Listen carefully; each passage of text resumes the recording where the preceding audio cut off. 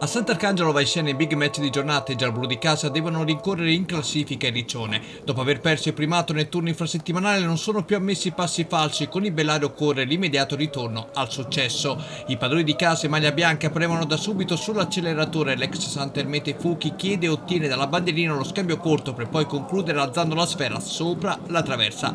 Il Bellaria, che non ha nulla da perdere, gioca divertendosi, non si chiude affatto, anzi avanza con il funambolo Bellavista che scarica il pallone a fondo campo. Gli ospiti ci prendono gusto e si proiettano nuovamente in avanti con questo colpo di testa di Fall che non inquadra il bersaglio. La partita è piacevole, Comuniello con un tiro a giro sfiora la marcatura, dal conseguente corner i padroni di casa provano a rompere l'equilibrio. Fuchi batte corto, Comuniello mette in mezzo per la testa di Zaghini che spedisce alto. Da punizione alla mezz'ora il Sant'Arcangelo la sblocca. La battuta di Fuchi è un invito a nozze per l'ex di turno Matteo Vivo che di testa buca la retroguardia ospite dando il vantaggio ai suoi. Sant'Arcangelo 1, Bellaria 0. Sotto i diluvio Rocchi dalla distanza inventa una traiettoria sporca, velenosa e angolata, Ramenghi in tuffo devia in corner. Finale di tempo con Brighi che viene murato ottimamente dalla difesa locale, squadra a riposo solo 1-0. Nella ripresa il Sant'Arcangelo mette a sicuro la partita e traversone di Rocchi un invito a nozze per Zangoli, volede numero 20 e partita praticamente in ghiaccio, o almeno così sembrerebbe. Dopo 3 minuti ancora gialloblu sulle ali dell'entusiasmo, Sorrentino appoggia per Fuchi che mette al lato.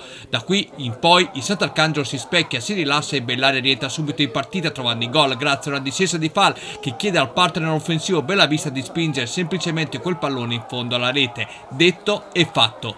Bellavista ci prende gusto da punizione che ama la respinta Gregori. Bellaria di classe, Brighi va via 3 uomini ma dinanzi a Gregori alza clamorosamente il pallone del pareggio. Il Sant'Arcangelo torna a farsi vedere in avanti con il tiro di Vivo che viene respinto sul piede di Sorrentino, tiro a giro fuori di un nulla.